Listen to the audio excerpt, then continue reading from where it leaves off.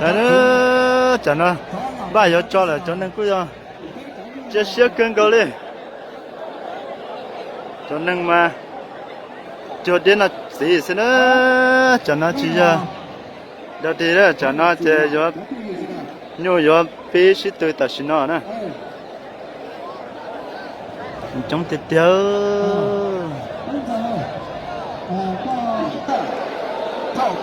lo kia là nó ta xin nó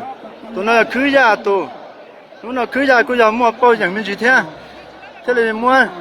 cho cứ nhau là cho rồi biết sai cứ cho không như lì lâu tụi nó tôi sáng như là tê tôi thế cho nên trong đó cứ ra tụi trái sẽ làm đâu trả nữa tụi nhau tới làm cô đấy rồi nữa đâu kia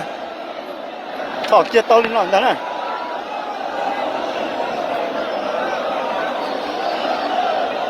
chỉ cho cơn cầu đi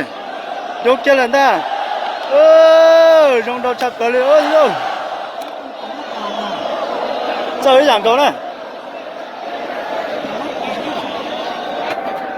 thì bắt cho nó cũ cũng chỉ bỏ cá để thay tàn cho lên thế để kia lên nó làm ta nữa xem là từ xe trong đua nó từ chết thì trong cha thì chẳng nữa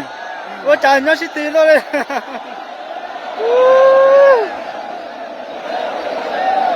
我找古对象多是了，古要成更高的呢，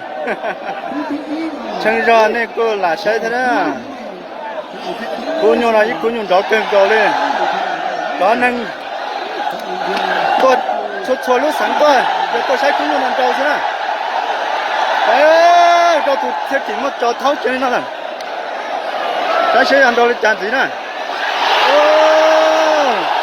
có từ xe kỹ con trai kia lên nó là nè, con trai rong gì là, nếu con đó chỉ tao tụi đó thế à chịu đâu, nếu con mua chọn trai rong gì là, chịu cha, nếu xin đầu thì thầu con tí chỉ tao, bố tờ là giờ cũng tí chỉ tao có tờ gì cơ, mua chọn trai đi nó nè, tôi cũng chẳng cần cầu thế là sẽ đó.